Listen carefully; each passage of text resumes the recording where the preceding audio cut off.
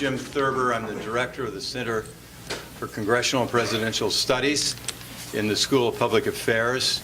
And Dean Barbara Romzak is here. She'll say a couple words here in a second. But this is the session on White House Congressional Relations, Strategic Options for the President and Congress. The timing is perfect.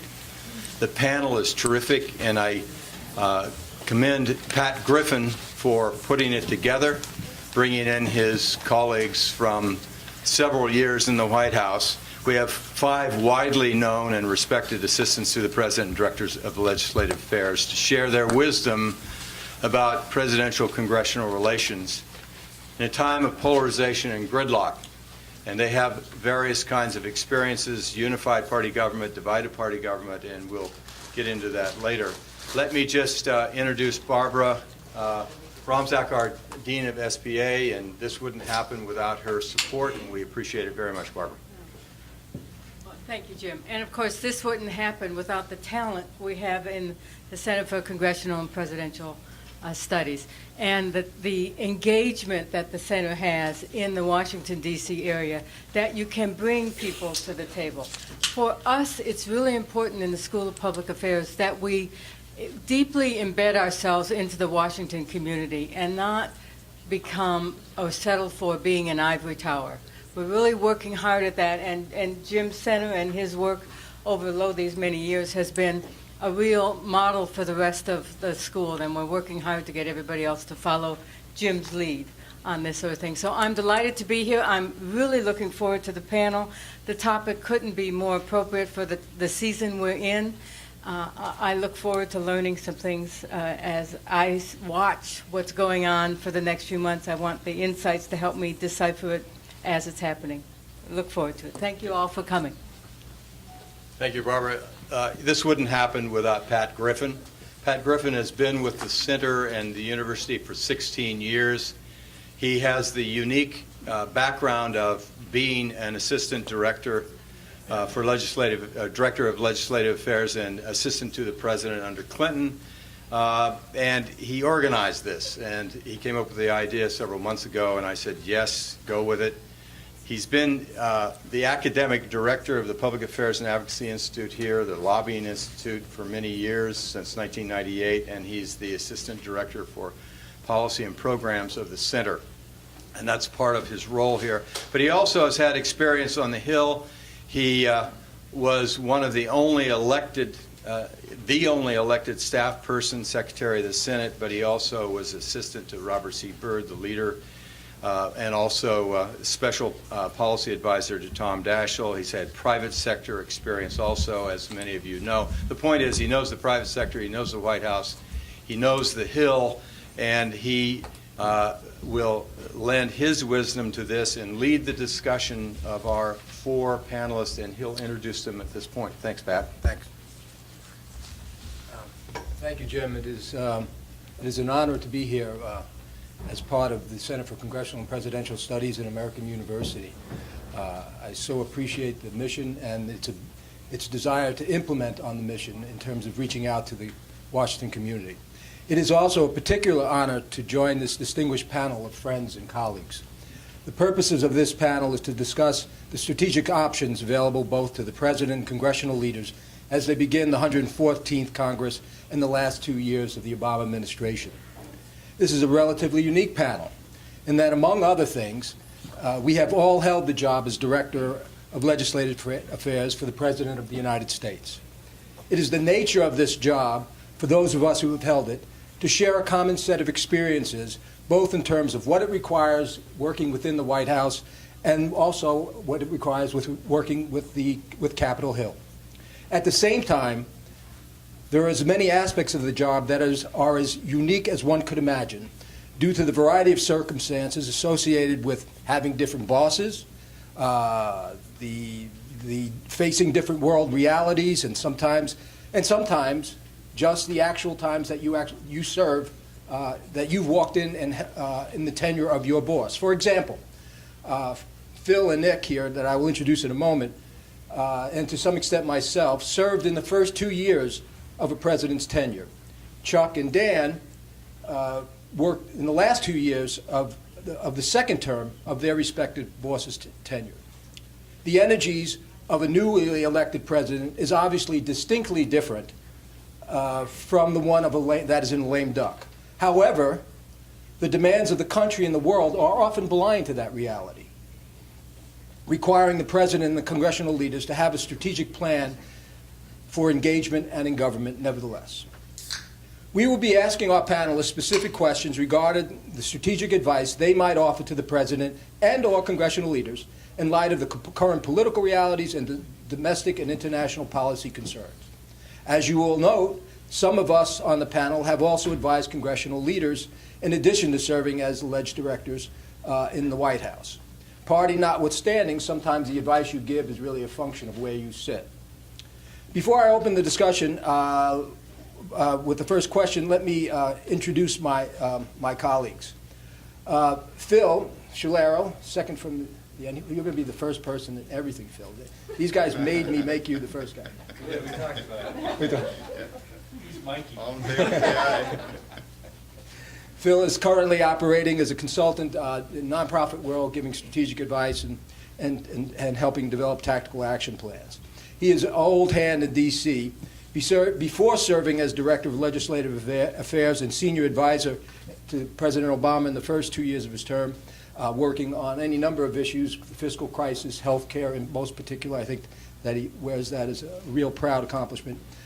He's been the Chief of Staff and to Henry Waxman, Committee Staff Director, covering over 25 years in the House. And as also, we had the opportunity to work as an advisor to Senator Daschle in the mid-2000s. My next colleague is Nick Callio. He got the second short straw. Currently the president of the and CEO of the trade association known as Airlines for America, largest trade association of airlines, American Airlines in the country, I guess formerly known as ATA, and now onto a whole new vision and direction under his leadership. He also has been the Executive Vice President for Global Affairs at Citibank. He has served as Director of Legislative Affairs for both George H.W. Bush as well as George W. Bush, the latter in the first 2 years of his tenure, and also had a lobbying firm of O'Brien and Callio when he was kind of laying down on the job, just doing a little lobbying. Dan Myers, the gentleman on the end, is currently the president of Duberstein Group, probably one of the most prominent and successful lobbying firms here in Washington. Dan, who was the head of legislative affairs in the last 2 years of the G.W. Bush administration. He has spent many, many years on Capitol Hill, working both in the Senate for Senator Boschwitz, a number of members in the Congress, Vin Weber, and where I had a chance to meet him, mostly under good circumstances, is his chief of staff to Newt Gingrich as whip and speaker. Chuck Brain, to my immediate right, is the currently the president of Capitol Hill Strategy. Worked for a number of members in the House, most prominently Dan Rostenkowski. He's had a long tenure on that Ways and Means Committee, which, by the good fortune of his chairman, and the reality was in the middle of a lot of issues that were on the front and burner of Congress. Chuck was the ledge director in the last 2 years of the Clinton administration. So you see that what we have here is a panel of folks not only with a similar set of experiences, but also at different times in each administration. And I think that's helpful, and hopefully would be helpful in shaping the perspective of what does the strategic advice change much when you're in the last 2 years of a Congress and a lame duck presidency versus the first 2 years, and what isn't different about all that. The format for today is pretty simple. What I'd like to do is ask each of our panelists one question to get started. It may be two. I would ask each of them to respond to that question, or maybe two, and then turn it to the group to ask any question they would like of any panelist they would like. So let me begin. To the panel. There has been much speculation about what the president and congressional leaders, Republicans and Democrats' strategy will be over the next 2 years.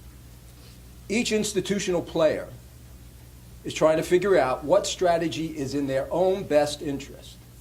my experience is each of these entities is first and foremost about survival, then whatever could come next. As they figure out their survival, notwithstanding what even the counterparts, the concerns of their counterparts in their own party, how do they begin to determine what that self-interest is? Obama's opening salvos have been provocative, engendering threats of reprisals from the opposition. Does this suggest 2 years of confrontation? On the other hand, Republicans seriously thinking they need to demonstrate they can govern and find ways to work with the president? Does Harry Reid give a damn if the Republicans look productive? So I would ask you to address not just what the strategy what advice you might give on strategy, but let's peel it back one step. And what does the president or the speaker or the leader in the Senate have to consider? What elements do they take into account in deciding what the strategy is? It's a very opaque process. We sometimes get it dished up to us and we're going to be confrontational. But what was the considerations that preceded that? What are the trade-offs? What are the risks that team, that you as advisors are talking to the president or the speaker or the leader about in deciding this is the strategy we must pursue? So Chuck? I get the first shot. Yeah, you're the first. Well, what you've... This is good because Chuck has notes. which has nothing to do with the question. I guess you've posed the question, how do they define their self-interest, each of these players? Which is a very good question, and I really think, and I'm not deferring the answer, I don't think any of them today can define their self-interest for next year. What I mean, when they come back in January, they will look at it in a slightly different light than they do here in December. I mean, you can't underestimate what next year will look like, getting past this session and whatever fights occur over the final wrap-up here. It'll look different in December. But what will they be looking at that would suggest to them that the conditions are different in January? They will be looking at the last 2 years of President Obama's term. They will be looking at the next elections, which will be, impending, and they will be looking at assessing all of their own self-interests individually. And people will be posing questions about President Obama's legacy. And having been there at the end of the Clinton administration, and what we were looking at, and Phil remembers this quite well, at this point, at the end of, at this point in the Clinton administration, we were being impeached by the House of Representatives. And to compare that to an executive action on immigration and saying the current opponents of what he's done on immigration, to say this has destroyed our ability to ever work together on anything. Well, to find the president is worthy of being removed from office for high crimes and misdemeanors. Yet we found a way over the next 2 years, and they found a way to work with us. They'll get over it. And I think it's also an overstatement to say that the president will be focused in on his legacy. What they will, in the White House will be focused in on is trying to do the things that they've started out to accomplish. In other words, they will know that they've got 700 days, then 699, then 98 days to do what they think is right, to accomplish them any way that they can accomplish them. One is it working with Congress, is it taking executive action? What regulatory things do they have to do? And, you know, and then move in that direction. So in that regard, the strategy is going to be driven by them, you think, in being effective in moving policy that's been somewhat underlyingly important to the president. Right, absolutely. So that could be anyone and making who deals. they can work with. Right. On the Hill. Okay. And that, you know, is defined by who on the Hill is willing and able to work with them. Right. Thank you. Nick? Thanks, Pat. And thanks for joining the microphone. Yeah, there you go. You know, in terms of the elements that go into defining the strategy or, you know, reaching a conclusion on the strategy, one would hope that you would start with what you actually want to do and what you want to accomplish. And you have to have that kind of vision, I think, and that kind of center, and build out from there. And then you start the other elements that start to factor into that are, obviously, can you get it done? If you're going to get it done, what's your best way of getting it done? And that could be whether members of your own party will go along with you. Because I think if you look at, you know, what the Speaker and Mitch McConnell want to do, not all elements of their party are probably there in terms of trying to get some things done. If you are the president, you've got to look at the opposition in Congress, and you've got to look at your own party where there's plenty of opposition, as we all know right now, to some of the things that he wants to do, but also on a personality-driven basis, there are concerns and, you know, lingering after effects of the elections. I thought there was a confluence. I briefly thought there was a confluence of interest here in terms of the president. I think the president does want to look at his legacy, you know, want to look at being effective and getting things done. The Republicans definitely have to try to get things done to reestablish their brand and to show that they can govern, because if you know, people always talk about elections mattering. They do, and what the election told you this time, and I think last time, is people are fed up with Congress not getting anything done, and with Congress and the White House not ever working together. We're all older here, you know, we've all come probably from slightly different times than some of the current people, but Congress as an institution has changed considerably. And there was a time on all sorts of different issues where Republicans and Democrats and the White House came together. You know, you take the constitutional tension between the executive branch and the legislative branch, which is ever present regardless of party.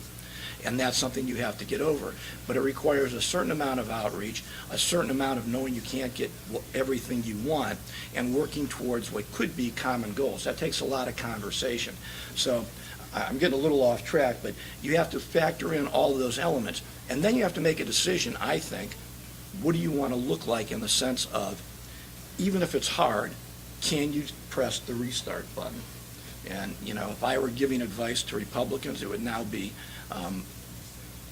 not ignore necessarily the elements of your party who like to bargain on the basis of getting what they want and then still not voting for the bill. Chuck's former boss, Chairman Rostenkowski, told me that's the first thing you don't do in a negotiation. And he said, if I give you this, are you with me, right? And that's pretty 101. I think they have to start doing that. And there's some notion on the Republican side right now that some of the more firebrand members have been chastened and they're ready to move forward. Last couple of days, maybe not so much, so we'll see. If I were giving advice to the president, it would be, do press the restart button. It takes more than a phone call to make friends with people. You got to start somewhere. Start it now, because you might find there are people that you can work with, but it's going to take time, and they've got to get kind of up close and personal to you to make that change where they're willing to make the leap and work on things, and there's got to be some trust and credibility there.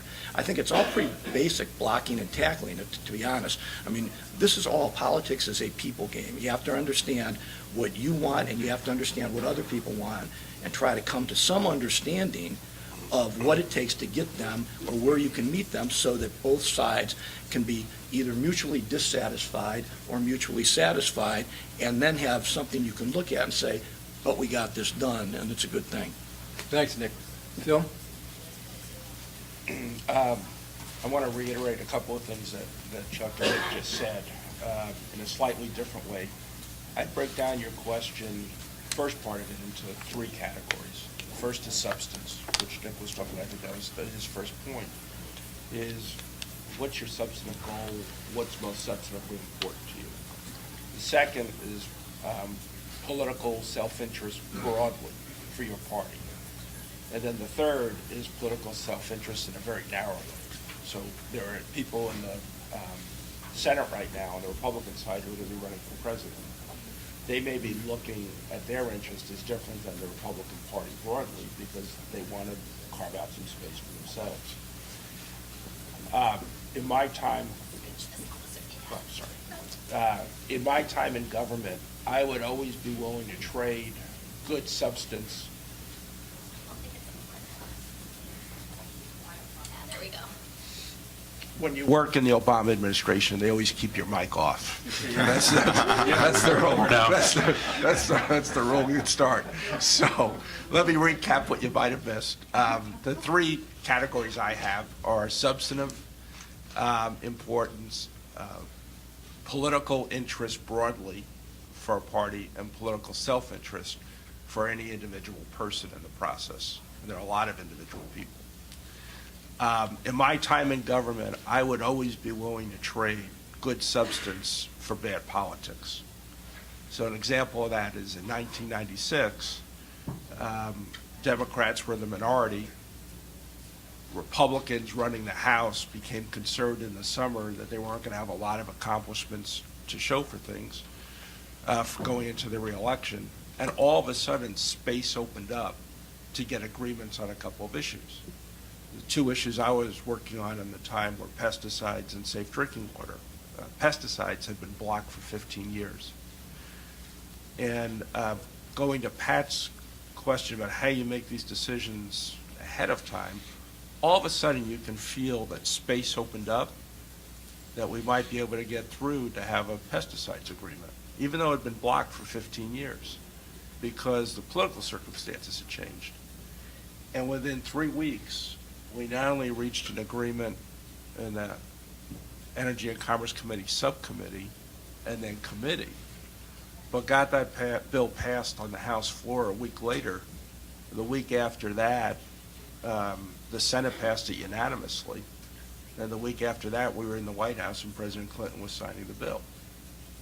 That was bad politics on the Democratic side because we were giving the Republicans an accomplishment. We did the same thing with safe drinking water. There were a couple of other issues that summer. But sometimes you're willing to make that trade if it's important to you, if it's substantively important. Political self-interest, I think, is always harder to evaluate from a party perspective. Because in Washington, and this group's a good example of this, you follow things so much closer than people do in the country. I have the advantage right now that I have a split personality. I spend some of my time in Washington and some of my time in New Mexico. And I'm amazed, I spend most of my time in New Mexico, but I'm amazed at things that dominate here don't even get on the radar screen in New Mexico. So when people are trying to evaluate their broad political interests for their party, it's easy here to miscalculate because you think it'll have a much bigger impact down the road. Political self-interest is easy, right? So anybody who wants to run for president in 2016 has to carve out space and an identity and fill a vacuum. And so their interest may be completely different than what their party's leadership is. We saw that last year, I thought, and 2 years ago, when the Republican leadership was trying to reach agreements, and some of the senators, like Senator Cruz, didn't see it necessarily either his substantive interest or his political self-interest to be there. That's playing out today in the House and tomorrow or the next few days in the Senate on the omnibus spending bill, where everybody has to start that calculation. And it's more difficult than when I first came to Congress. I think it's much more difficult than when Nick was in either administration because of media. Telecommunications has changed everything. It's much more difficult now than it was when I was in the White House in 2009, because everything is accelerating. I think when we came in 2009, I don't really remember, but I think Twitter was still not much of a factor. When we did that, the law I referred to before, the pesticides law in 1996, it'd be infinitely harder to do today because parts of it would become fodder for cable TV, more for talk radio, some for internet, and it complicates the entire process, and that also affects the calculation you're talking about. I think at the end of the day, most people would rather be conciliatory and find common ground and reach an agreement despite everything you hear about Washington. But sometimes the space just isn't there to do it. And when you're sitting down with the president or someone else and talking about the thought process you go to, that's the bottom line. Is the space there to get an agreement? And if it's not, because of the internal dynamics of the other party's caucus, then you figure out the best confrontation strategy. So is it fair to say, Phil, that your operating premise is that there are instincts on both sides that would be to make stuff happen rather than not, and then it's an assessment of the conditions and circumstances which would permit it? Yeah, generally, yes. There are exceptions to that, to people who will elevate their personal self-interest over anything else. And if they're doing that, we need to realize it, that that's who we're dealing with. And the second thing is, sometimes people don't correctly identify their self-interest, substantive self-interest. I'm not talking about political self-interest. Sometimes people just make bad decisions. Yeah. So that also, you have to evaluate the person you're dealing with. Will they be able to correctly see what their self-interest is? It's really, Nick said something before that I think is right. It's a lot of blocking and tackling. But the reason it's so hard is to this part of the strategy right. You need to know your opponent's interests better than your opponent knows it. And you need to be able to figure out better than your opponent how to get their self-interest in a way that doesn't harm your self-interest, and then get a good agreement. Easiest thing in Washington, always, is to get a bad deal. Anybody can reach a deal where you give away the store on the other side. The hardest thing is get everything that's important to you, give him everything that's important to him, and the law actually works. It's a fair agreement. That's what's hard, and that's why people get upset about gridlock, and it's because a lot of the factors that will get you here don't exist. Thank you. Dan? Thank you, Pat. Oh. I turned mine on. First of all, thanks to Jim Thurber and Pat for putting this together. I particularly want to thank Pat, who not only is a friend and for the invitation to come here, but was actually, when I first met Pat, Republicans had won the majority in 1994. He was he was the assistant to the president for legislative affairs for President Clinton, and I was the Speaker's chief of staff, and no one in the Republican majority had ever been in the majority for 40 years. And Pat was a seasoned hand, and we actually, despite the political differences and a very tumultuous first year with government shutdowns and things like that, Pat and I developed a personal relationship where we built up some trust, and we were able to have some very serious conversations when things were seriously off the rails with respect to our respective bosses and parties, but to try to get them back on the rails. And so anyway, I appreciated the role he played then and now. I think, so my approach to this, Pat's question I think is framed in terms of the 114th Congress. What's the prospect for anything getting done, and what are the respective side strategies, and what goes into developing those strategies to make that happen? You're getting a lot of conversation about, particularly from the president's point of view. Let me talk about it a little bit from the congressional leader's point of view. And I'll point of departure, start with the point just made between Pat and Phil that yes, there's usually an interest in getting things done on the part of whether it's the president or the congressional leadership. I can tell you the president's got an agenda he'd love to get done the next 2 years. So does John Boehner and Mitch McConnell. The challenge we had when we got elected in 1995, that group of Republicans very much had an idea what they wanted to get done, and they were very willing to work with the president to get it done, as long as the president was willing to come into this little box we defined as what we were willing to get done, right? So that's where the tension lies. Is sure we want to work together. Cooperation is on everybody's. You're hearing it now. We want to get together. The problem is a lot of times that means I'm willing to cooperate as long as you are willing to come into what I define as the corners of the cooperation, and that's where the challenge lies to some degree. For the leaders in Congress, what they have to take into consideration is fact. I mean, they get their job for the same reason. I mean, this is an imperfect analogy, but for the same reason somebody gets hired to coach a baseball team or a football team, right? They're trying. The members of the Democratic caucus in the House, the Republican conference in the House, same in the Senate, are bringing in John Boehner or Nancy Pelosi or Mitch McConnell or Harry Reid to give them the best chance to succeed. And so then that begs the question: what do they mean by success? It's usually to affect public policy. I'll put it in a highbrow sense: affect public policy consistent with their philosophy and values. Usually, that gets interpreted by who gets us into power, because that's how you have the greatest impact on public policy, being in the majorities in the House and the Senate, and even more so if you're in the majority in the House and Senate with a president of your same party, you can have the greatest impact on public policy. Defining that success that way, for the leaders, it's one of the biggest component parts of developing their strategy is what kind of consensus they can build within their own conference. And as has been obvious the last few years, that can be pretty challenging. John Boehner, to go back to a case study of a little over a year ago, adopted a strategy to shut down the government, not because he thought that was the right thing to do or that would be very successful.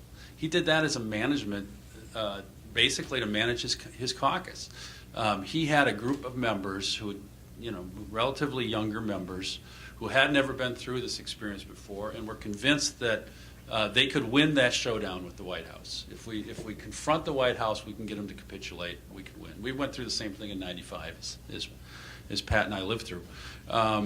And Boehner made the calculation that he could fight internally, but at some point, this minority in his caucus was going to insist that they have the opportunity to win that war.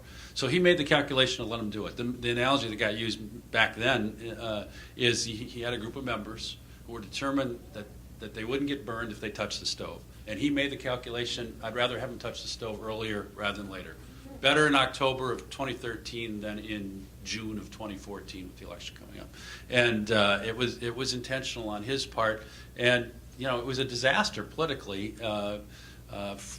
They got saved to some degree because of the problems with the rollout on the ACA, and so the country kind of moved on. But if you talk to the leadership now, and you talk to most of the members who lived through it, who were even advocating for it, they realized it was unsuccessful, and that politically they dodged a bullet because of the other issues that came about thereafter. So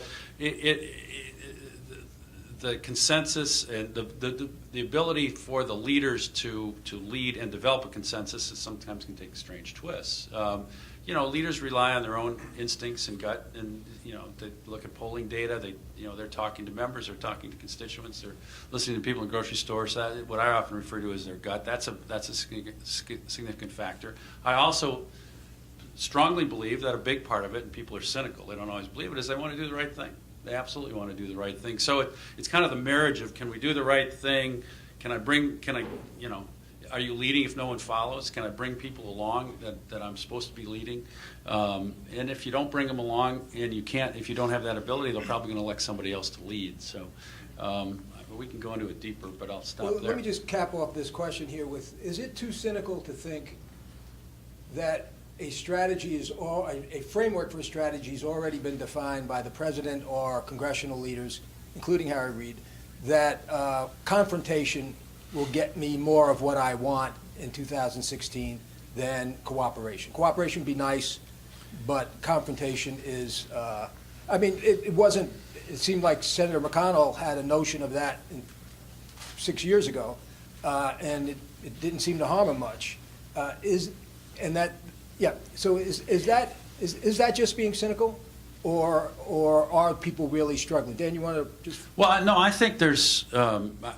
Nick mentioned it earlier. I think Republicans feel a bit of a political imperative to try to govern, and that would suggest cooperation. And the best I guess the best case study of that was the one Phil mentioned in 1996. I was Speaker's chief. what happened was there had been the government shutdown. The Republican, that was the end of 95, ended right at the early first weeks of 1996. The Republican numbers were awful. And there was a very conscious decision that, man, we needed to get some stuff done. Fortunately, the president was running for re-election, and he felt a similar need. And so there was a period. We actually, if you look at that period between basically the end of April, when the government got funded, to the August recess, Farm Bill, Kennedy casts a bomb.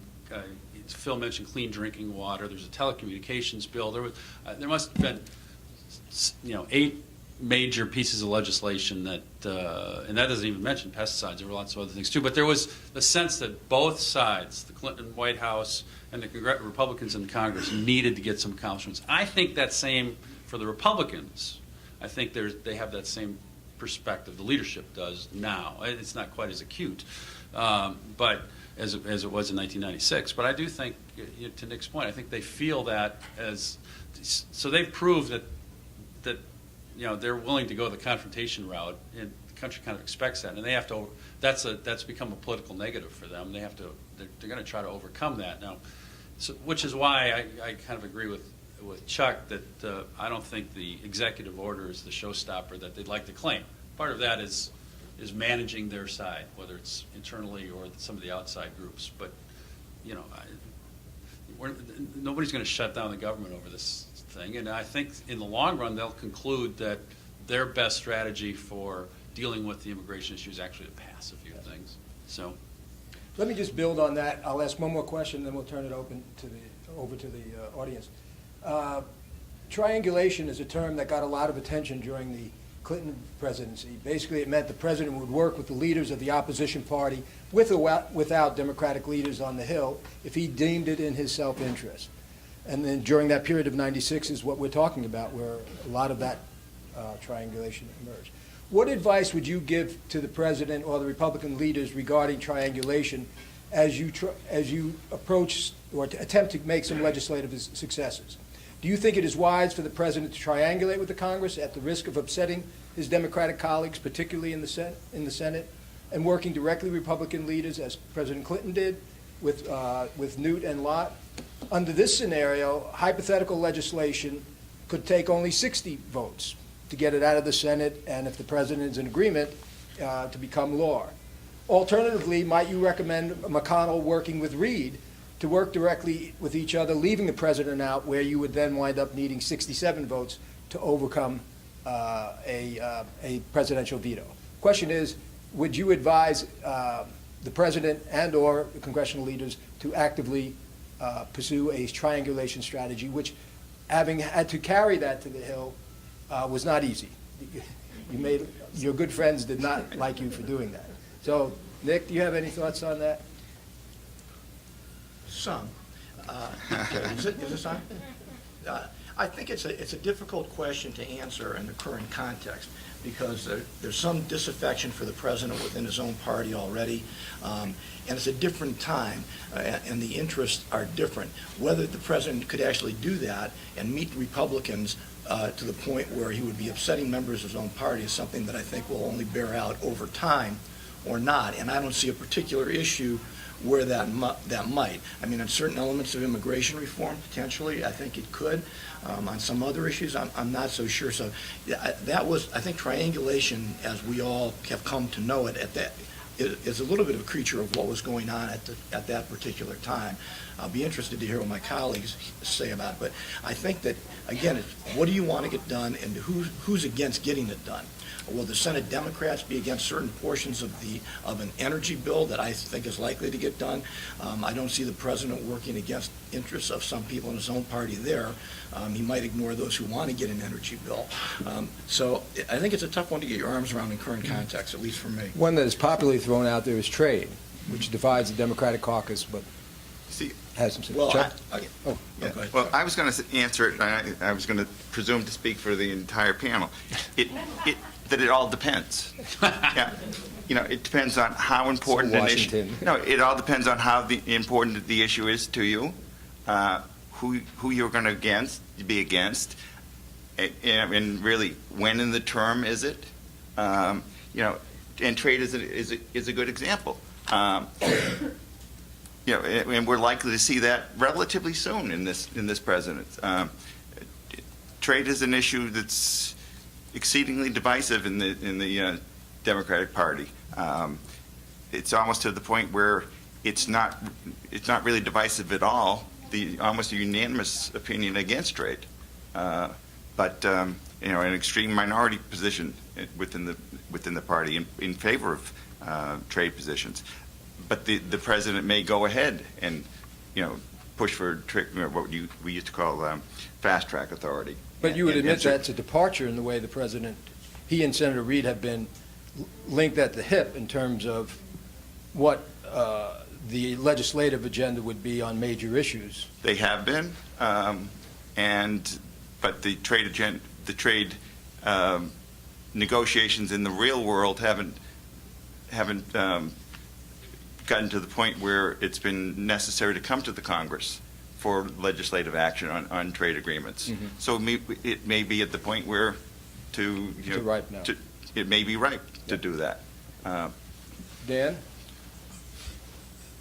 So the answer to this question in my mind, I guess maybe there's a distinction what we mean by triangulation. If you're suggesting totally throwing, the president throwing his party overboard to work with Republicans, that rarely works quite that dramatically. But I would suggest that to some degree, it's not that complicated of a question.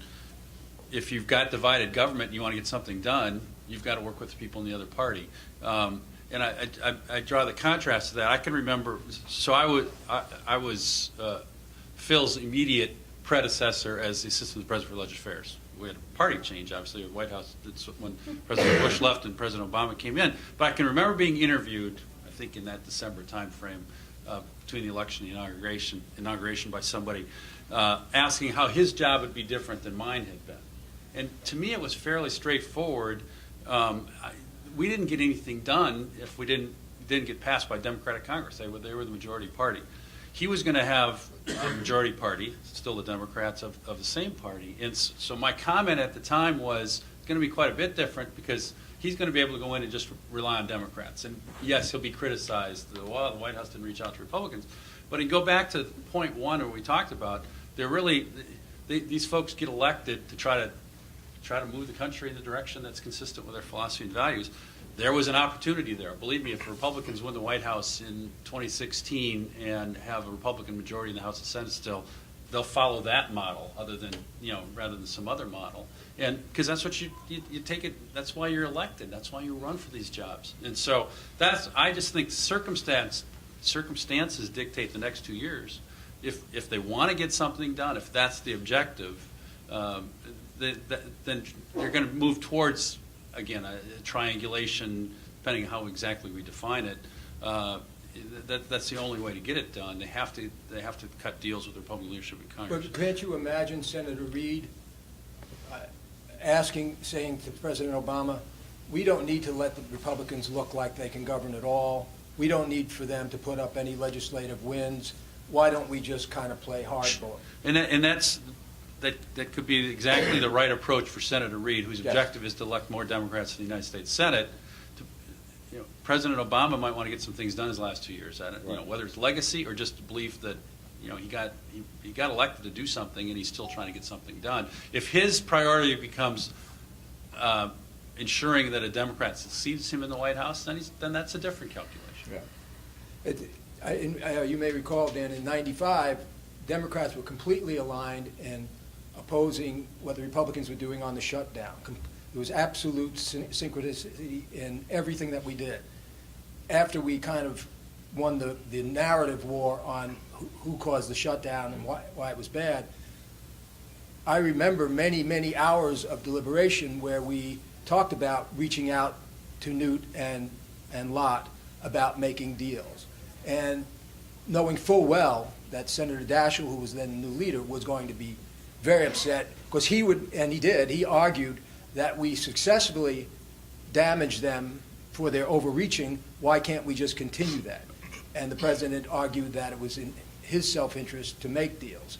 So there is a calculus that goes on. Right. There was a calculus on the Republican side at that same Same time time. because Bob Dole was running for president. Right, And right. so there was a sense that, if we, as you recall, President Clinton had vetoed the welfare reform bill twice because we had linked a Medicaid block grant proposal to it.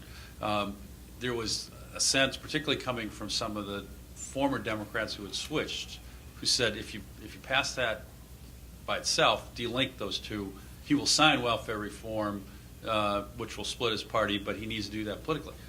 That was not in Dole's interest, and they were not eager.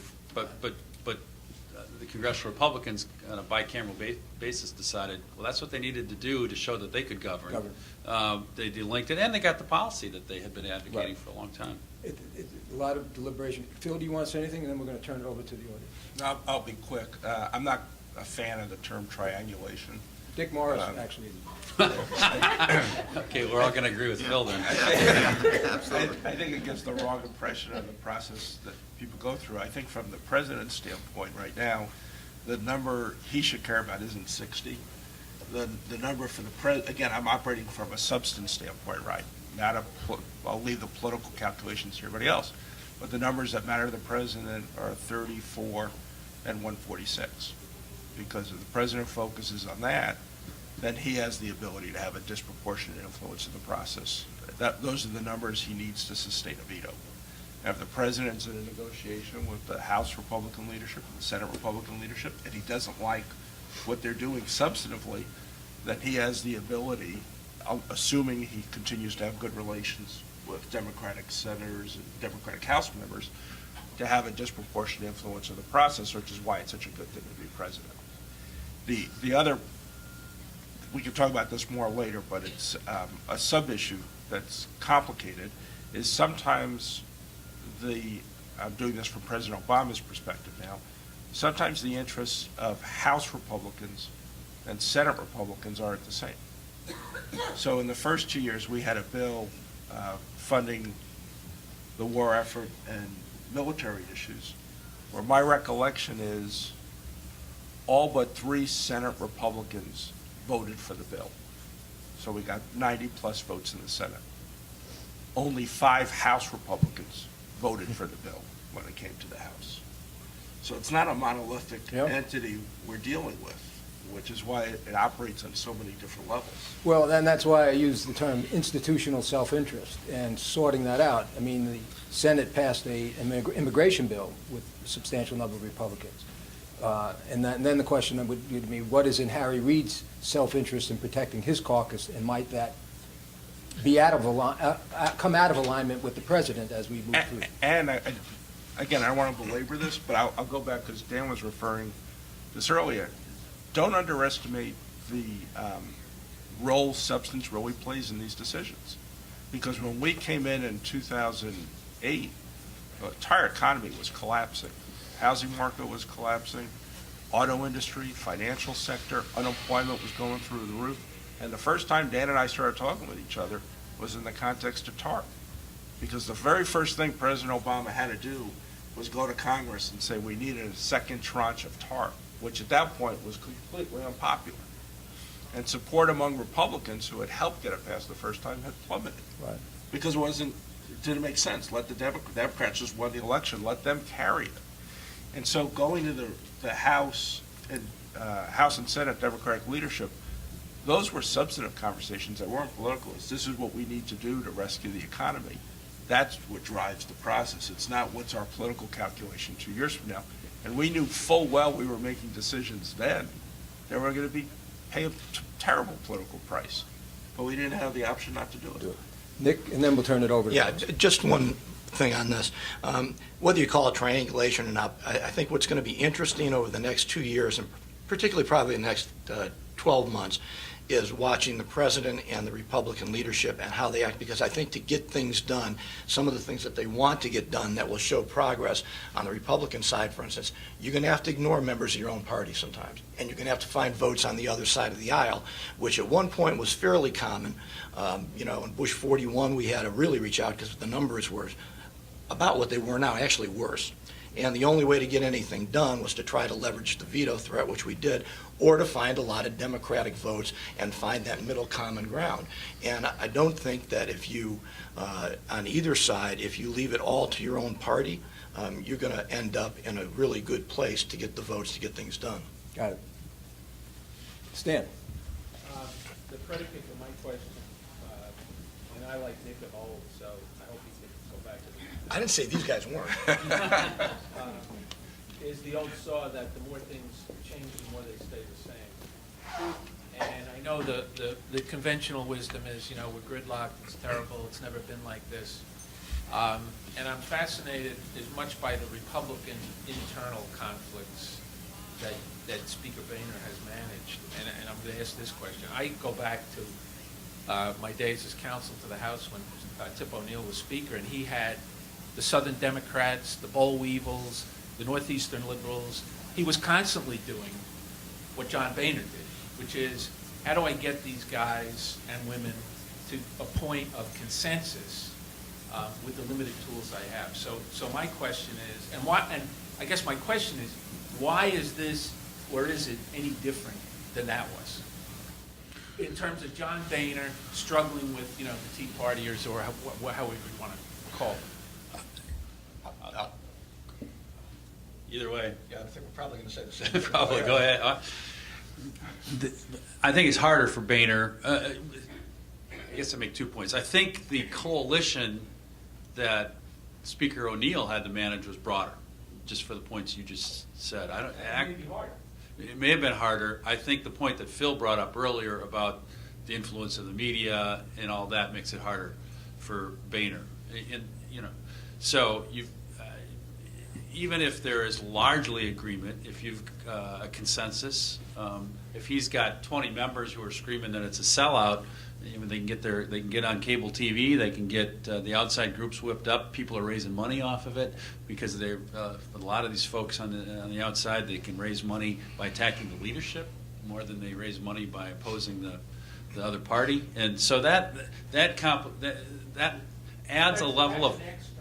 But it's a very real complication that they deal with on a daily basis. I was going to say that what's different now, it is different, because there's a different type of member. And I also think that Phil hit early on a key point, which Dan just referenced, which is the media. It is so different now, and it puts you so at risk. And with all due respect, in many cases, not all cases, but in many cases, there's not a lot of considered judgment about questions you might ask or how you might probe the issue.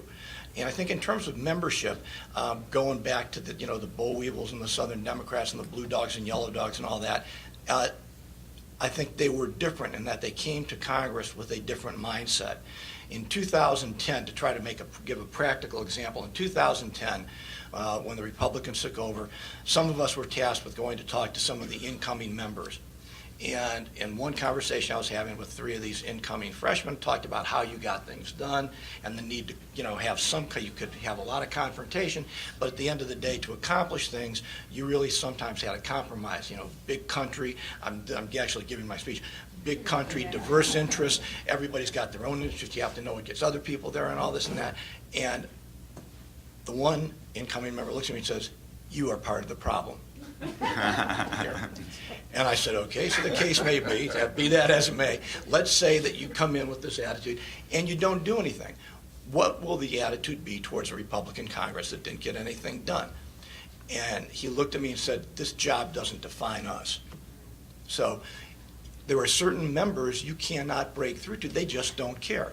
I mean, I wouldn't want that management problem. I've told people before that I would be hung if I were the head of legislative affairs for a Republican Congress working with this, for the kind of Republican Congress we've had the last couple of years. Paul? I want to follow on to something that Nick said earlier, where he alluded to the importance of personal relationships and how that can change things between the president and Congress. I remember back in the day when 41, when he first came in, was taking Polaroid photographs of Democratic senators in the Lincoln bedroom, and you were telling me about the phone calls from Republican senators that you had to field and how you had to push back on that. You, of course, were the keeper of the Rostakowski relationship, working with Chuck, which made a big difference when it came to tax reform at the time. These days, what we hear is that this White House, this president, does not have those relationships and is not interested in making them.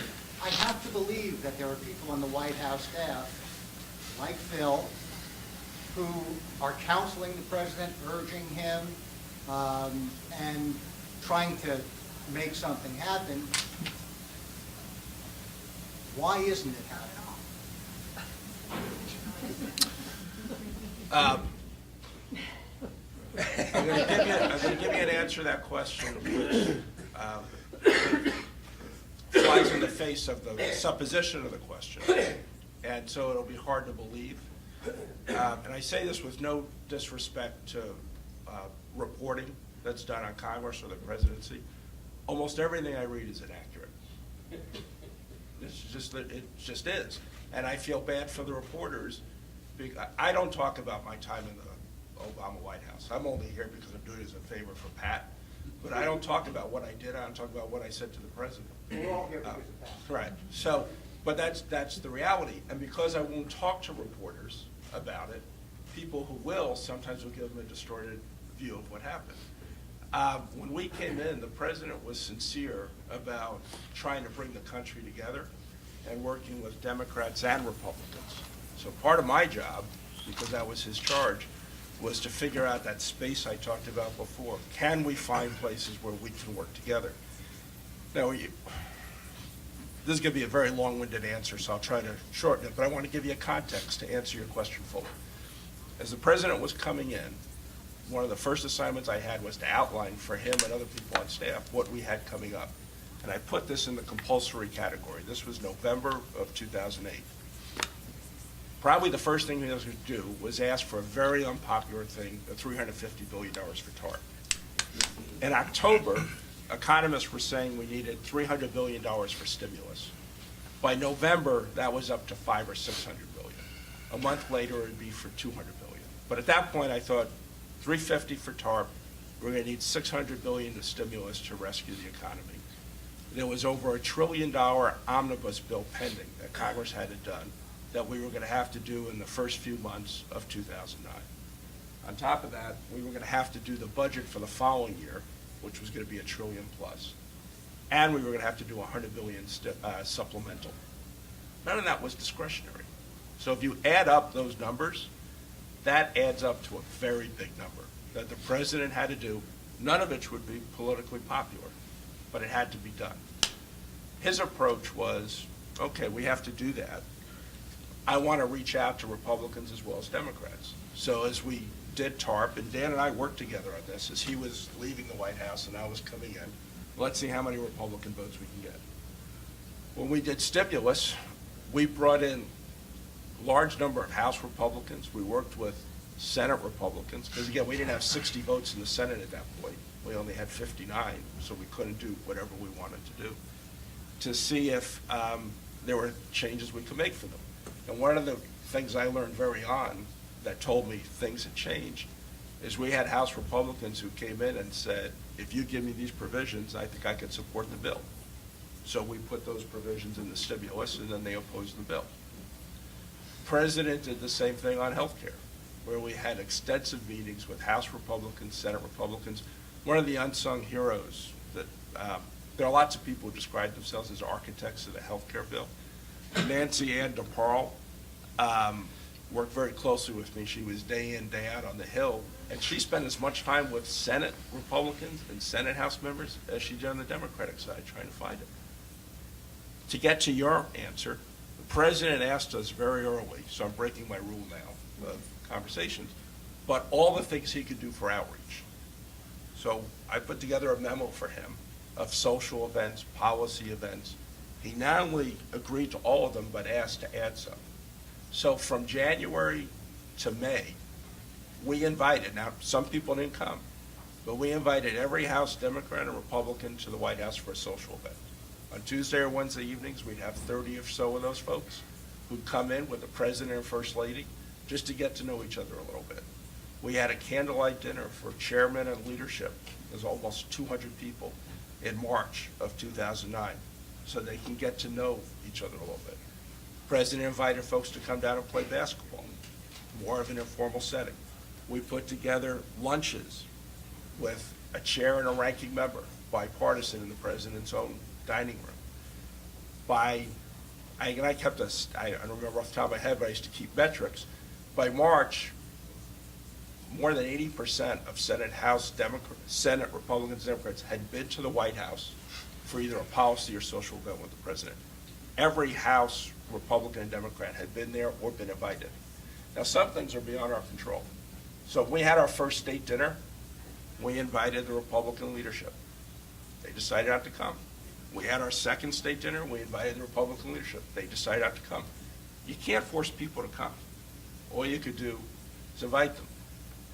I thought Dan made the point before when he talked about how Speaker Boehner was dealing with his caucus last year, and there were people intent on touching the hot stove. It doesn't make a difference if you have people, the president, breakfast, lunch, and dinner, you have them over for little wine parties.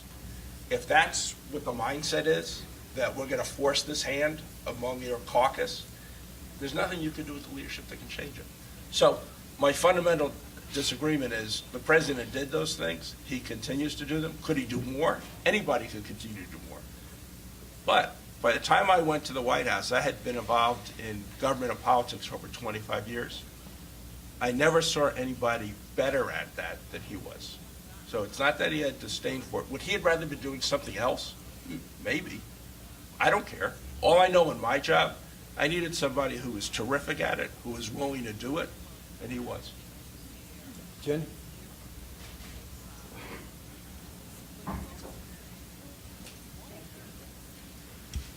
Thank you, Pat. Is this on?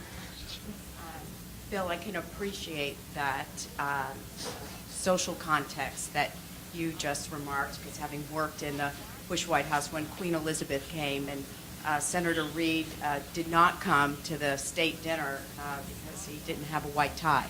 At least that's what we were told. So I can appreciate those overtures and how important that they are in building relationships. And I'd like to go to something that Nick had mentioned about trust and credibility. And listening to all of you, because you represent years of experience of working with White Houses and with Congresses, not only the leadership, but the staffs, and how you've had to build that trust and credibility amongst each other. I'm wondering if you can all comment on and all presidents have faced difficult backdrops to do their job, and the Congress has too. If you can comment on the level of trust and credibility amongst the president and the Congress and amongst the staffs against the backdrop of executive actions that are an executive authority that's being utilized by the president, which is perceived to be more than what we had seen in the past. But maybe you could dispute that, given that you've worked for various presidents and various Congresses, and maybe that's not the case. But that's what it appears to be, and how does that affect the trust and credibility amongst our executive and legislative branch? Well, I'm not involved in any of those executive actions.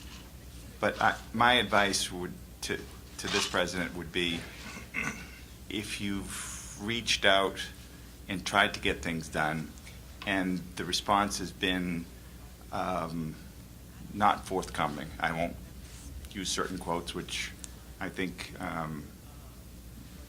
are obvious,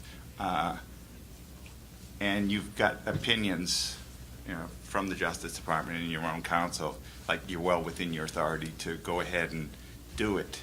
I would urge him, give him the thumbs up.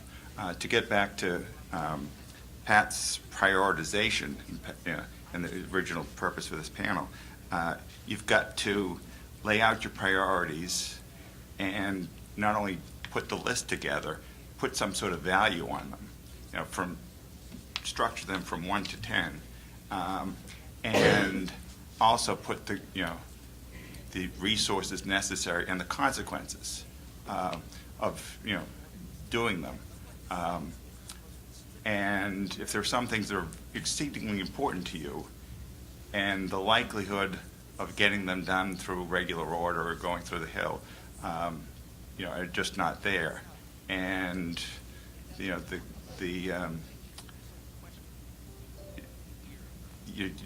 just go ahead and do it, because you're not going to get it any other way. You're not likely to, burn any bridges that aren't already burned. So just go for it, Mr. President. That would be my advice. I guess my response to kind of combining the last two questions, I've served on a number of panels a couple of times with Sheila Burke, who used to be Bob Dole's chief of staff, and she talked about White House congressional relationships, particularly in a divided government. She would quote Gerald Ford, who maybe was the most qualified to comment on this, having been the Republican leader in the House before he was President of the United States. And he said, the key to it all is 4 C's. It's communication, cooperation, compromise, and conciliation. And I mention that because I think, and maybe to partly to Paul's question, what's changed over time and what's made it more difficult is people, and I made this point a little earlier, people defining what they consider to be cooperation on their own terms. So, again, I use the example just because it's what I lived through. Yeah, when Republicans won in '94, during the '95, we were more than willing to cooperate with the Clinton White House as long as they would capitulate. That was the 5th C, maybe. But that's the problem here. Is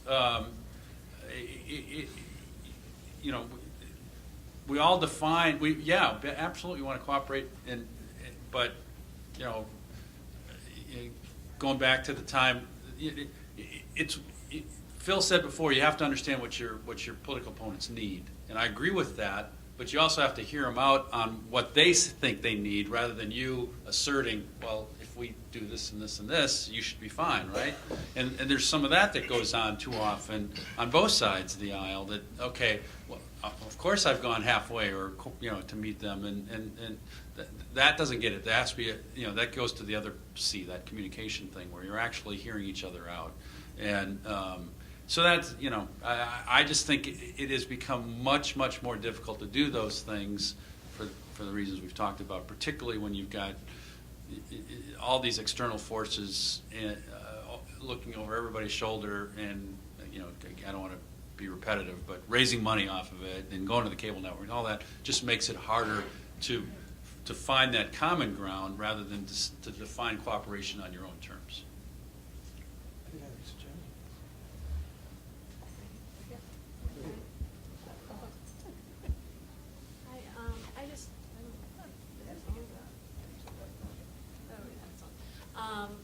So just going off of several comments about this is ultimately about individuals and individual personalities, and in terms of some of the priorities, it seems from an outsider's perspective that one priority is to, for lack of a better word, screw the other guy. So in terms of defining the priority, it seems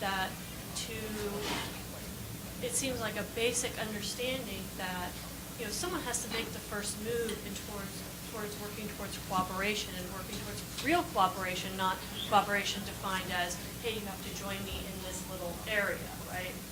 And so, but if making that first move is sort of already become defined as a capitulation in terms of, well, working with Obama is a capitulation. How do you see, and how would you advise, how would you think about strategies to encourage a more positive discourse, and and so that Democrats and Republicans can feel proud of working together? So if there's a bipartisan bill, that becomes a point of a political score. for both parties? I want to jump in because I want to follow up the point Dan was just making as part of that, which is if Dan and I are negotiating with each other on a bill, if he's in Congress, I'm with the White House, it's not in my interest to have him capitulate on a negotiation. Because I don't want to do just one piece of business with Dan. I want to have him be in a position where we can negotiate on 10 bills over the next 2 years. And if he capitulates, if I get total victory, it's going to be very hard for him to negotiate the next time because he'll lose the support of his caucus. You've raised a fundamental issue, which is if it's not issue specific, if it's not fact specific, but it's for our own political reasons, we can't work with the president, that's a very hard, I don't have an answer for that because it's very hard. And immigration over the last 2 years is a living example of it. So the president was advised to take a very low profile on immigration. Let it work out in a bipartisan way in the Senate. Don't politicize the issue. So, bite your tongue while it's going on because a good result could happen. And as a matter of fact, a good result did happen. There was a bill that got about 70 votes in the Senate on immigration that was bipartisan and comprehensive. Lots of people in the business community liked, and a lot of people in the public interest community liked as well. Then the president was told, don't exploit that issue in the House, let it work its will so that the House can vote on that bill or a similar bill. And then we get to the end of the process, and for other reasons, that issue can't be voted on in the House. Then that takes us to the previous question about executive action. In my view, the president's been very restrained in the first 6 years on both vetoes, because he's never done a real veto. The 2 vetoes he did were for technical bills, and on executive orders. He's issued much, much fewer executive orders than previous presidents have. So I think and I don't know this because I wasn't there at the time and I haven't talked with him about this issue, but my guess is he looked at this and said, all right, I did everything the way both Republicans and Democrats advised me to do. I didn't politicize immigration. I stayed out of it as the Senate did, except behind the scenes, where he did, I know, play a role and his staff did. They produced a bipartisan, comprehensive bill, but it can't happen in the House. So then I would assume he went to his counsel and said, what is within our legal authority to act? Under the hypothetical you're posing, if you have a group of people who won't negotiate with you, then that space we talked about earlier just doesn't exist, and you have to wait until the space does exist.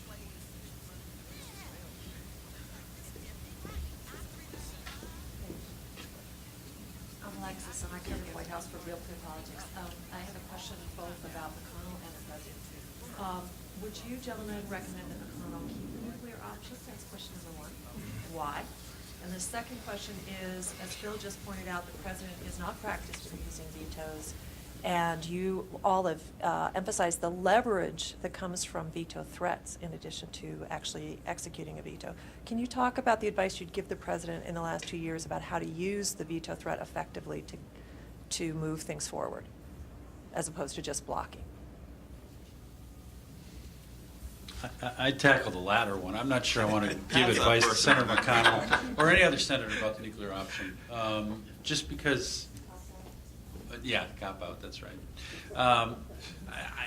It's such an institutional issue. I mean, I'm guessing there's not a person, well, I don't want to speak for everybody else, but I think many of us have kind of experienced, boy, if the Senate rules were just a little different, wouldn't it be better? But then other times you're on the other side of that. So it's such an institutional issue, and that is a legislative body made up of people who've been there for so long. I would just soon defer to them to sort that out, because I could offer an opinion. I'm not sure I'm right. I guess that's why I really don't want to offer an opinion. On the second point, I mean, one of the reasons President Obama hasn't exercised many vetoes is he had the Democrats were in control, one body or the other, I guess the whole time when he's been president, and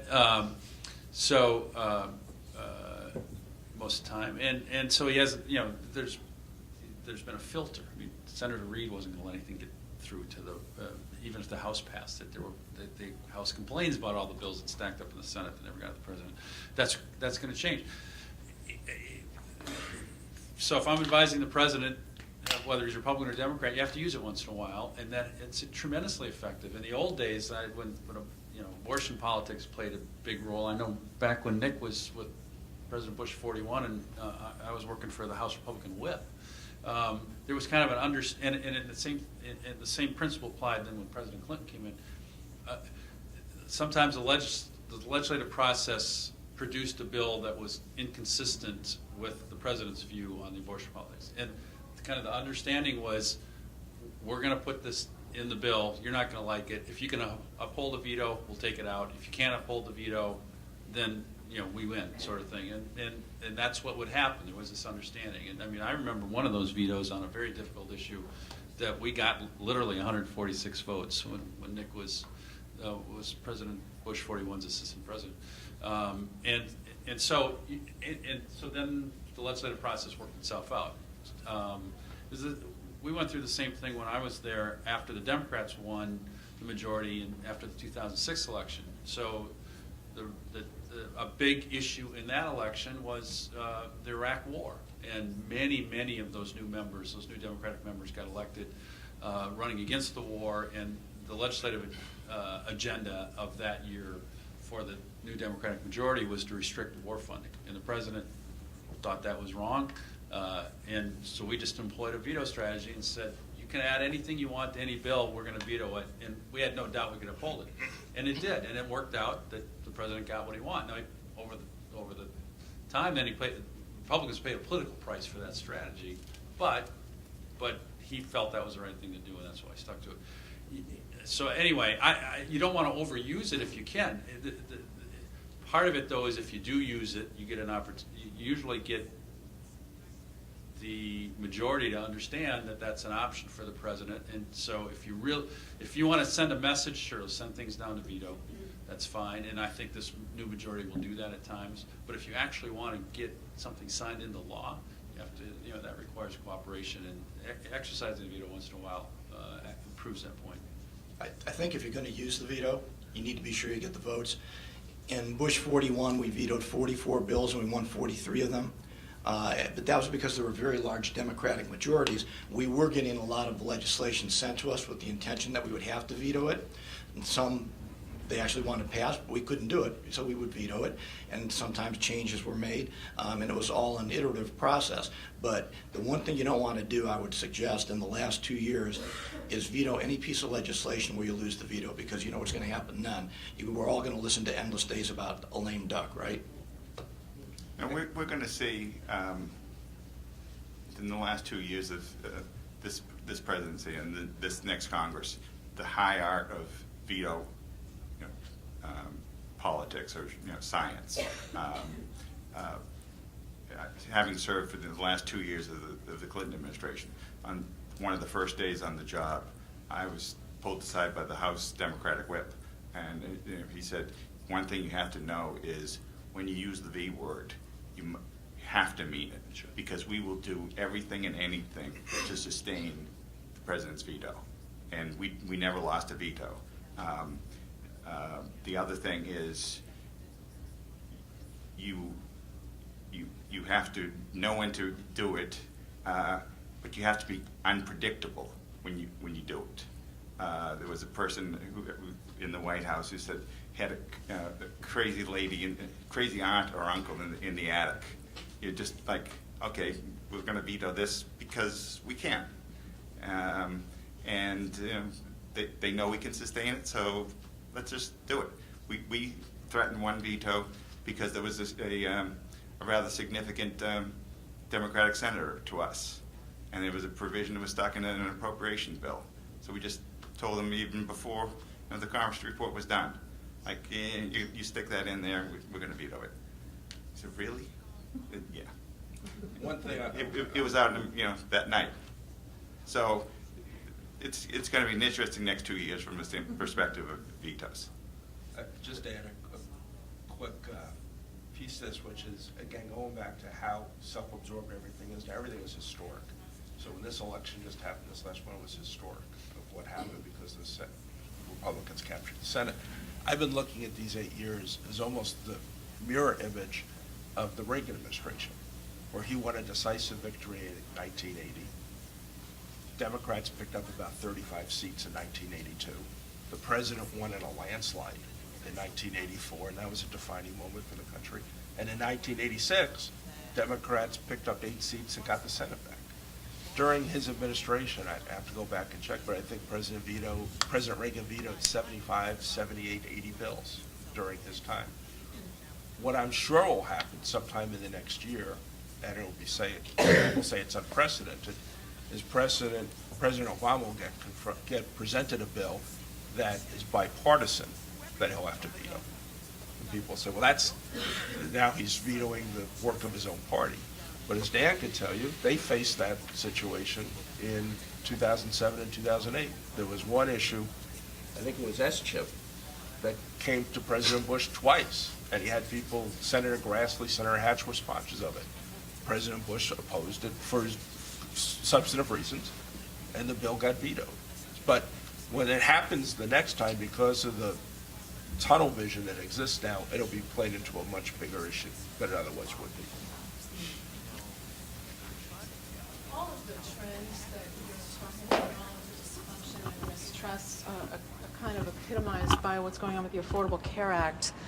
And I'm wondering, what your strategic advice would be for both parties at this point. Should they wait for the Supreme Court to rule?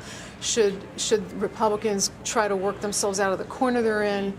How worried should Democrats be? Is there really a chance that this whole thing is going to be pulled out root and branch the way practically every Republican in Congress campaigned? I mean, it's just, it seems like, it's a zero-sum game, and somebody's going to be 100% loser in this, but I don't, what is the way out?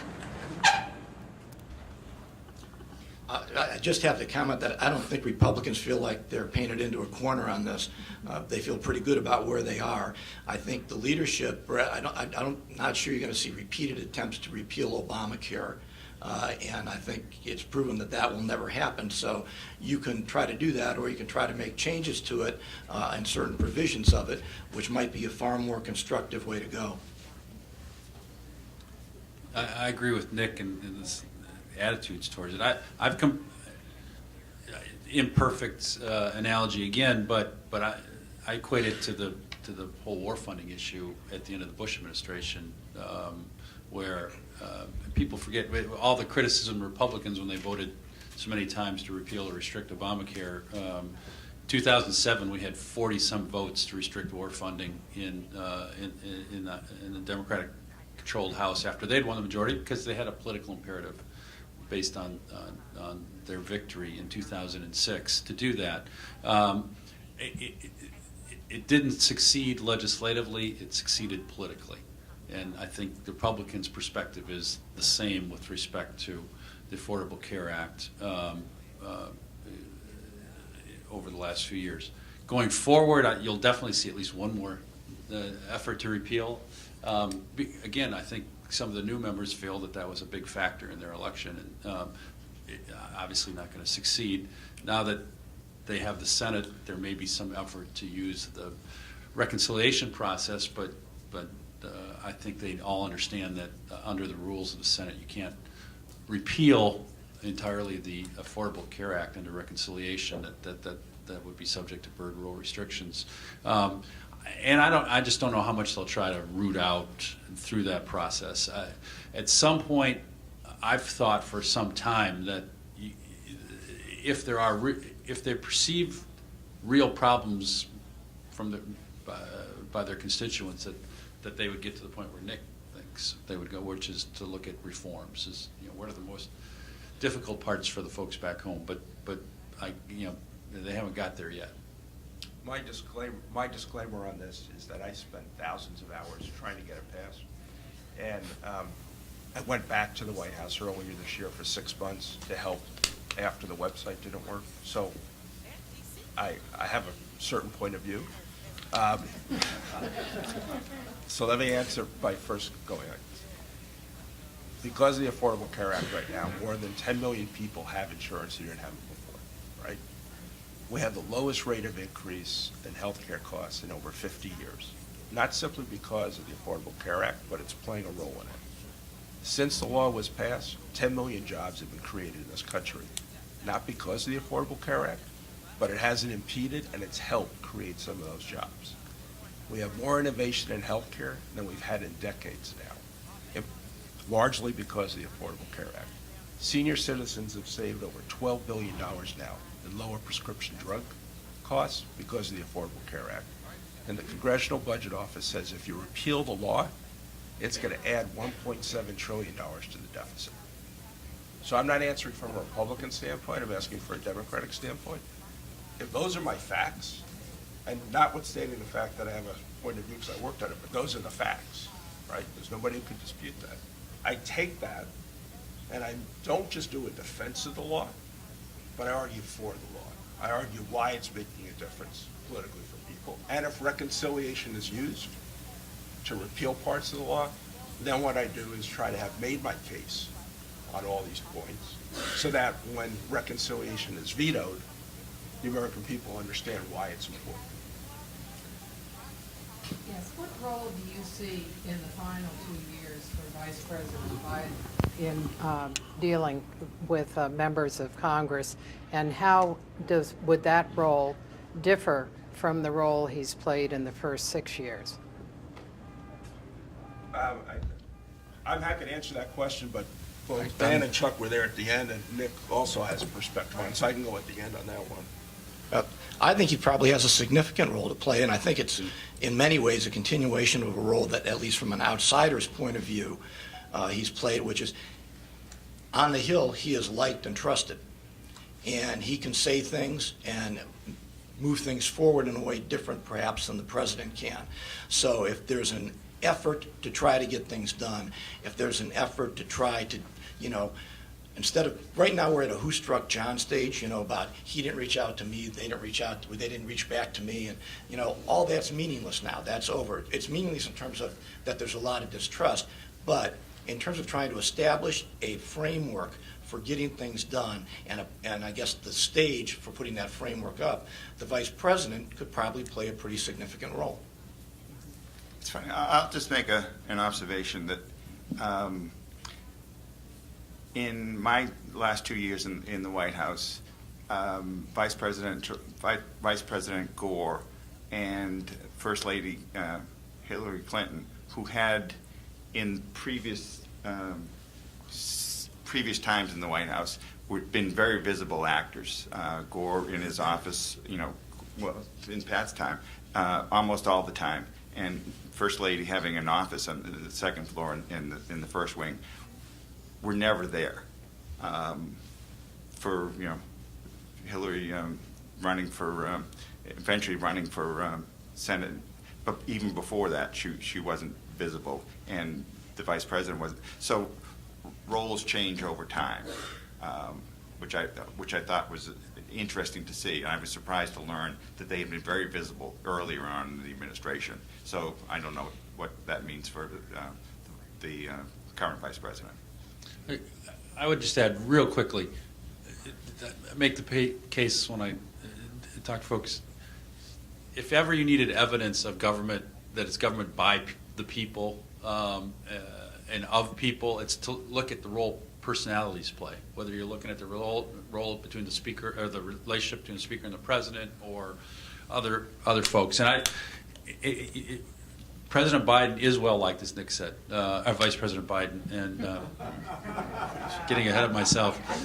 Vice President Biden is very well liked, and I think it could be utilized to if the attitude, going back to the whole cooperation, conciliation, cooperation model, if that's the road people want to go, he can play a really significant role, in my view. In the first 2 years especially, when we did things like the stimulus, Vice President had great relationships with Senator Collins, Senator Snowe, Senator Specter, spent a lot of time as we were trying to make sure that the stimulus contained provisions they were interested in. On health care, he did lots of things that, in a sports term, don't show up on the box score, but he did lots of stuff that needed to get done. He understands Congress, understands the legislative process, he understands the president. So if there's an opportunity to get things done, I think he'd play a very important role. Would that be on appointments? The president values the vice president's judgment on a whole range of areas, so I would think so. Jim? Phil, this is for you, but for others also. In political science, we measure things like success of presidents through the presidential support scores from CQ. They're not totally reliable, but you had the highest score, 97% for the first 2 years, a batting average. Clinton had 86% for the first 2 years, and that was the highest since Eisenhower. But you also had some problems along the way with chairs, and my question is very intimate to your situation with Waxman. Mr. Waxman had a cap and trade bill and a health care bill that looked like it wasn't going anywhere in the Senate. What were the negotiations like with the chairs on that issue and other issues for all of you when they seemed to get ahead of maybe what's possible in getting things done? Did you go through the leadership, or did you directly work with the chair? And since you worked for Henry for so many years, that must have been an interesting situation. When you had the job, any of us have, you spend all day in meetings or on the phone. So you're talking to everybody all day. For me, well, let me take a step back. President Obama couldn't have done anything we did in the first 2 years, and we had a very successful legislative agenda without Speaker Pelosi and Leader Reid. We'd not have gotten the Affordable Care Act done without the president, but we certainly wouldn't have gotten it done without the Speaker and without Leader Reid. For me, Gary Myrick, who is Leader Reid's chief of staff, and John Lawrence, who is Nancy Pelosi's chief of staff, I can't imagine him getting anything done without them, because I was communicating with them day in and day out. And the president's approach to Congress, and I mentioned before about reporting. In reporting, especially when it comes to our jobs and the president's relationship with Congress, either there's a winner or there's a loser. So either the president is dictating to Congress or Congress is dictating to the president. That's the frame that's out there. President Obama had a different view, which is he wanted to have a collaborative approach. And he understood that there's a little price from communications of doing that, but we would work through issues with them. So on something like climate change, there was enormous interest in the Senate. Senator Boxer, Senator Kerry, on moving a bill. Senator Bigeman was chair of the committee and had both an energy bill and a climate change bill he wanted to move. We had a process moving in the Senate. We had a process moving in the House, and our goal was to get both climate change and health care done. There was a way to do both. It wouldn't have been the same bill that passed the Senate as passed the House, but we would have been able to harmonize the differences in conference. What ended up happening is the only path to getting that done was to get health care done in 2009. And it took us till March 2010 to do health care, and that closed the space on climate. But Congressman Waxman, like almost every member of the House and Senate I dealt with, I think yelled at me at one time or another being in the White House. And the beauty of our jobs in the White House is that your mornings are spent with people in the White House who think you're co-opted by Congress. And your afternoons are spent in Congress and they think you're co-opted by the White House. So it didn't make a difference. I worked for him for 25 years. He called me up and yelled when he was unhappy. I was at a dinner the other night with about 35 members, and I had to speak to them, and I looked out at the room, and I was thinking to myself, everybody here has yelled at me at one time or another. You don't take these jobs because you're afraid of getting yelled at. But you do take the jobs if you want to see if you can get past the yelling and find the common space. Eunice? More of along those lines, a fun question. What is your best memory of working in the White House and of doing something where you brought Congress and the President together? Sometimes we can't talk about these things in great detail, but my best memory, well, Phil's raised the issue of TARP a couple times. So, you know, we were, I was there at the end, and things were going along just swimmingly until the world's economy was about to collapse, and the Secretary of Treasury and the head of the Federal Reserve Bank were explaining to the president that the world's economy was going to collapse if we didn't take action quickly. I'll just zero in on the most significant memory on a bipartisan basis. So I often tell folks that in all the dysfunction, people forget that we passed TARP in 15 days, and it was a $700 billion bill. Some people think that might have been a mistake. I think everybody who's involved in it, you don't ever get you can't ever prove the negative that without it the world markets would have collapsed. But I think people involved with it, even though the politics of it has soured, would think it was a worthwhile endeavor. And, so we were in the middle of this. So it started on a Thursday with meetings in the White House and up on the Hill. The following, a week into it, so about halfway through it, I got a call up on the Hill saying, we're going to have a bipartisan, bicameral meeting tomorrow. And that was very extraordinary because those meetings didn't happen unless I initiated them, right? Because that was my job. So what's going on? Well, what had happened was that was the infamous meeting where Senator McCain's campaign wasn't doing so well, and he decided to suspend his campaign. And what he'd done was to call then Senator Obama and say, they're having big problems getting an agreement back there. We should go and help. Senator Obama probably felt he didn't have much choice other than to say, okay. And then McCain called the president. And of course, he didn't have much choice at that point. But when I got the call and it was explained to me why, and I'm on the line to help try to get this passed. And so now we're going to introduce presidential politics into this. This is really a great development, he says sarcastically. But the meeting itself was a bipartisan meeting, which those of us who participated in it afterwards all felt it had been one of probably the most extraordinary meeting we'd been in, because it was usually these meetings are fairly, president opens up and the leaders speak their piece, and this was one that was high tension, and the Democrats felt that they were trying to be helpful to what the president and the Secretary of Treasury was trying to get done, and the problems were on the Republican side, which was all true. Boehner was trying to be helpful. They all agreed there was a huge problem.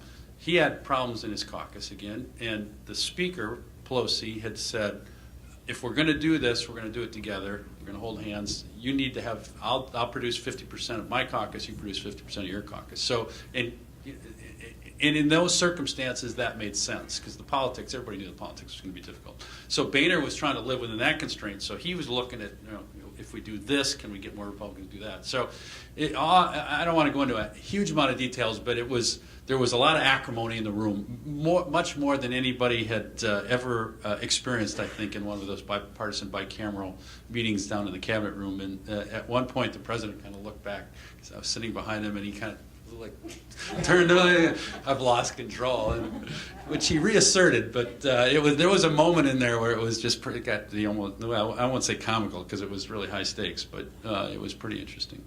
That's the one I'll share. But I think I have a lot. Because the first 2 years were so intense, there was so much going on. I don't know that I could pick one. The one that jumps to my mind right now is getting health care passed was so difficult every step of the way. It was just grueling.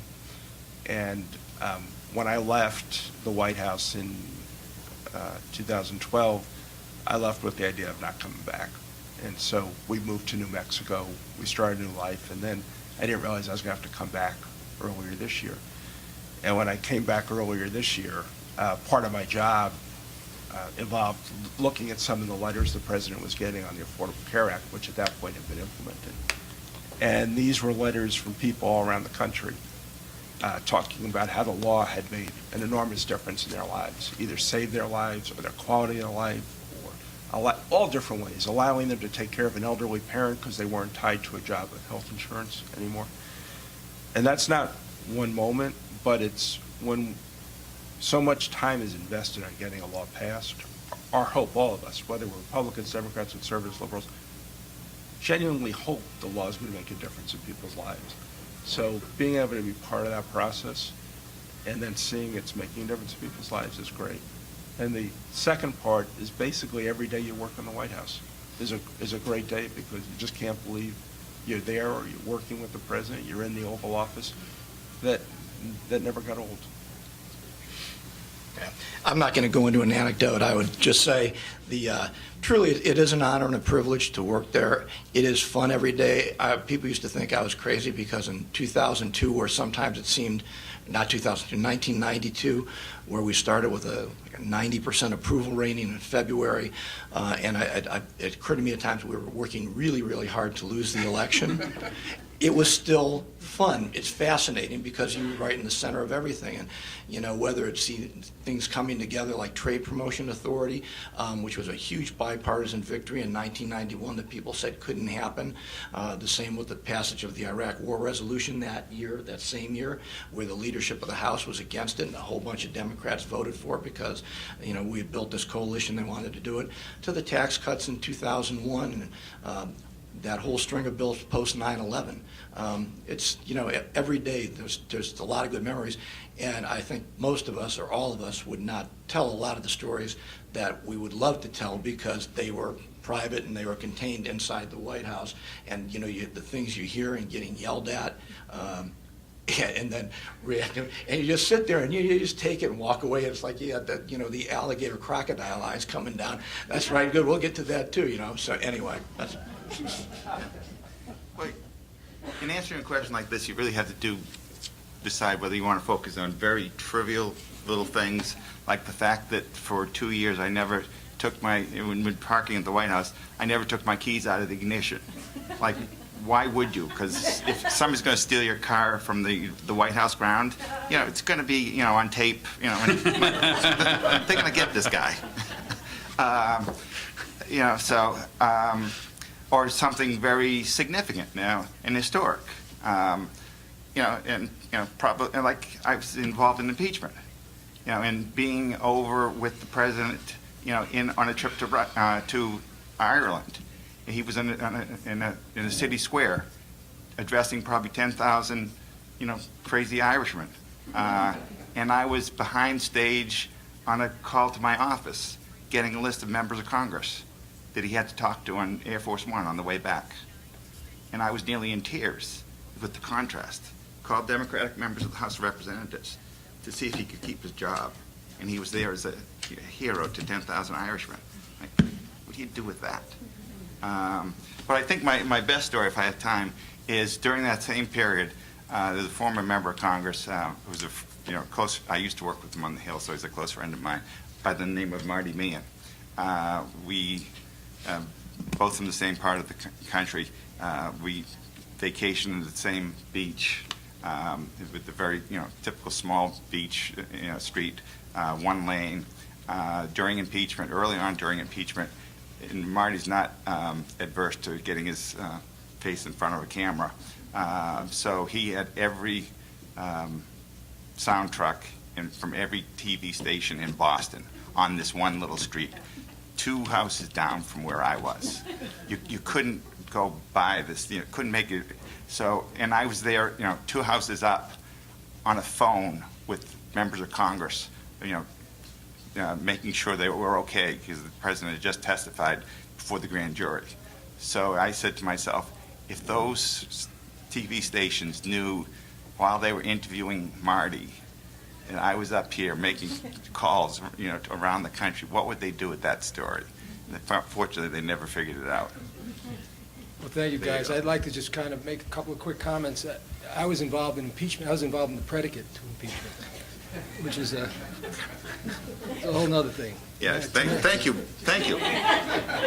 Had some high entertainment value. One thing that really struck me in what you guys alluded to was how much technology has changed the game of governing and politics. Phil, you made a point that tweeting wasn't the same. You know, some people don't even know what the hell it is now, but it's changed dramatically since 2008. I put it even further context in when I was in the White House, a couple of us would meet up with Leon Panetta every night, and we'd look at the 3 TVs ABC, CBS, and whatever the other one was, and see whether our good stories had risen or whether our bad stories had gone down. And you could see Wolf kind of standing out in the yard there without even an umbrella sometimes. And that was either a good day if your good story is up or went down. That was all we dealt with. And now the onslaught of information, moving information, as you say, Dan, for all sorts of sinister reasons, has, I think, fundamentally changed governing and strategies. Just three things that kind of pop out to me, just in phrases. It's what I hear you guys saying is that that your underlying belief, your fundamental belief, is that people are coming to Washington to get something done. I mean, you've looked at the underbelly of this system, and I've been under there with you, and it's not pretty, but your fundamental belief is that getting something done is really a compelling objective, if the space is provided to make it happen. Two, substance matters, that policy, trying to make good policy does matter. And three, to Nick's point, sometimes you have to ignore your own party, some members of your own party, to make it happen. So as a framework for going forward, I hope that prevails. I want to thank you guys very much for, thank you all.